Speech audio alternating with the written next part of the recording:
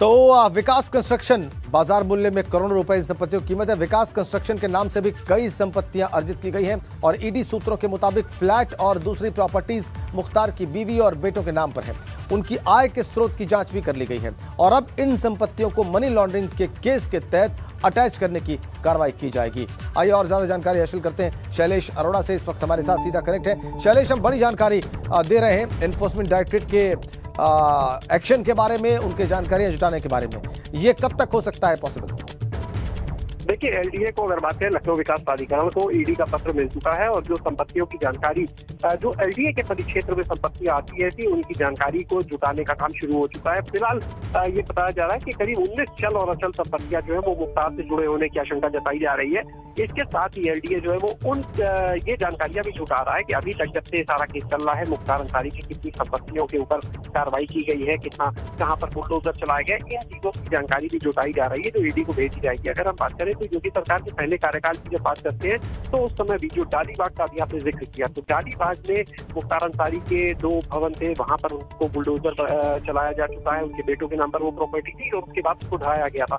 इसके बाद में अगर हम देखें तो अब एलडीए बाकी संपत्तियों की जानकारी जुटा रहा है और सिर्फ मुख्तार अंसारी की नहीं बल्कि जो उसके करीबी है उनकी संपत्तियों की भी जानकारी अभी जुटाई जा रही है। अगर करीबियों की बात करें तो शकील हैदर, जो उसका खास गुर्गा कहा जाता है, उसके खिलाफ भी मनी लॉन्ड्रिंग का देखिए केस है और करीब फर्जी कागजात से 25 करोड़ लोन लेने के मामले में कार्रवाई जो है उसको अभी ईडी अंजाम देने की तैयारी में लगा हुआ है। सीबीआई का जो मुकदमा था उसको आधार बनाकर ईडी ने केस दर्ज किया था। इन दिनों लखनऊ जेल में बंद है शकील हैदर। तो सिर्फ मुख्तार अंसारी नहीं बल्कि उनके परिवार के जो लोग हैं उनके नाम पर जो संपत्तियां हैं, जो इसके खास करीबी जो है उनके नाम पर जो संपत्तियां हैं उनकी जानकारी जुटाई जा रही है। और एलडीए अपने स्तर की जो जानकारी देगा, लखनऊ में अगर बात करें तो एलडीए के परिक्षेत्र में आती है जगह, वहां की जानकारी तो देगा ही। इसके अलावा यहाँ पर अन्य माध्यमों से भी ये जानकारी जुटाई जा रही है कि मुख्तार अंसारी या उसके करीबियों की कहाँ कहाँ पर संपत्ति है और इस संपत्तियों की जानकारी के बाद में आगे की कार्रवाई को अंजाम दिया जाएगा। ये देखा जाएगा कि क्या वो सरकारी भूमि पर संपत्तियां हैं, क्या वो अगर बात करें जैसे क्या नजूल की जो जमीन है उस पर तो नहीं है, एलडीए की जमीन पर अवैध कब्जे तो नहीं है। इन सारी चीजों की भी